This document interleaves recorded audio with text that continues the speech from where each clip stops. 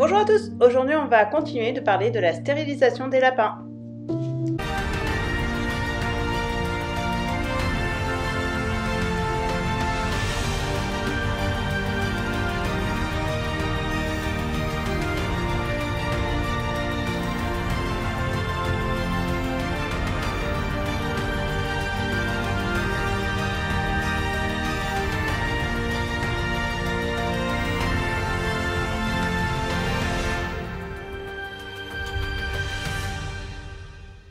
Maintenant que vous avez choisi le vétérinaire, vous avez pris rendez-vous, il faut faire les préparatifs pour la stérilisation.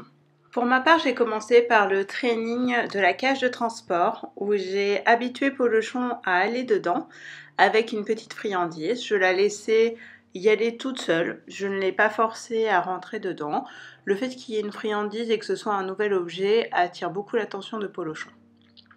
Ensuite, j'ai préparé tout ce dont elle allait avoir besoin pendant la stérilisation, enfin avant l'acte et après l'acte. Donc, il y avait besoin de foin, de granulés, de friandises.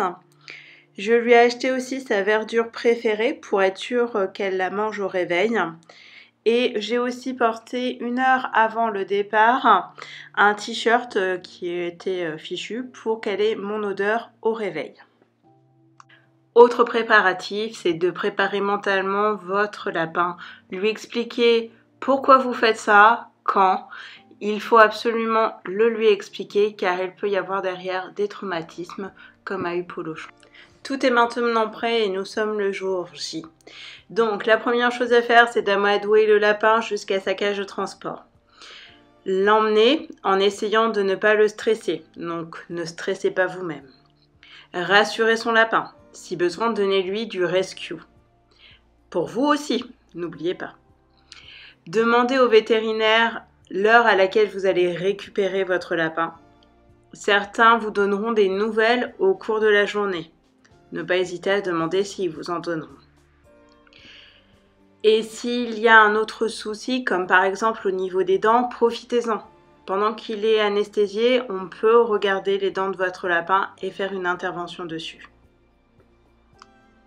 Donc je vais vous faire part de mon vécu avec Polochon pour que ça vous donne un ordre d'idée de ce qui se passe quand on laisse son lapin chez le vétérinaire.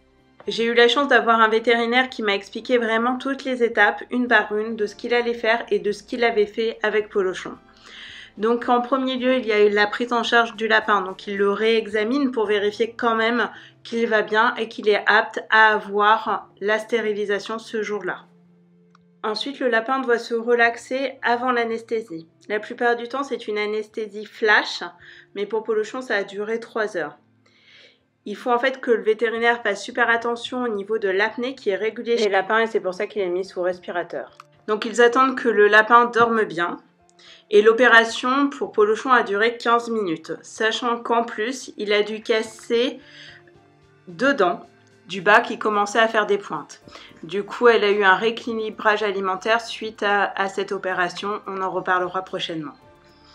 Ensuite, le lapin est mis sous surveillance. Quand le réveil est OK, il peut du coup manger du foin, sa verdure et faire ses besoins. Pour qu'il puisse retourner chez vous, de toute façon, ces éléments sont indispensables. Il faut normalement qu'il ait mangé et qu'il ait fait ses besoins. C'est pour ça qu'il est important aussi de lui donner des aliments qu'il adore, car cela va favoriser son envie de manger. Pour Polochon, il y a eu un petit accident parce que du coup, elle était pas très réveillée. Elle a dû avoir un brin de foin qui est rentré dans son œil et au lieu de le fermer, elle l'a laissé ouvert et du coup, ça lui a fait un ulcère. L'assistante vétérinaire m'a aussi dit qu'au réveil, Polochon a été s'emmitoufler dans mon t-shirt. Donc il est vraiment important de laisser une trace de vous en fait pour lui au réveil pour qu'il se sente apaisé. Donc du coup, le lapin se réveille 3 heures après qu'il ait été anesthésié. Et du coup, vous pouvez aller le chercher souvent en fin d'après-midi. Dans la plupart des cas que j'ai vus, les lapins sont réveillés en début d'après-midi et du coup on peut aller les chercher vers 16h30.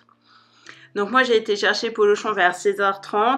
Le vétérinaire m'a fait le débrief et j'ai acheté des médicaments antidouleurs à lui donner tous les matins.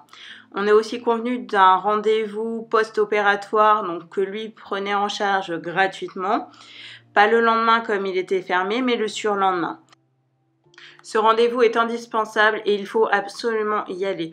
Pour plusieurs raisons. Pour déjà vérifier que tout s'est bien passé, qu'il n'y ait pas d'infection ou autre, que vous donnez correctement les médicaments. Si vous avez des questions, ça peut être aussi très utile.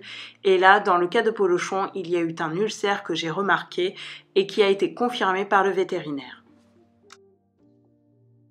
Ainsi s'achève la deuxième partie sur la stérilisation. Nous nous retrouvons bientôt pour la suite.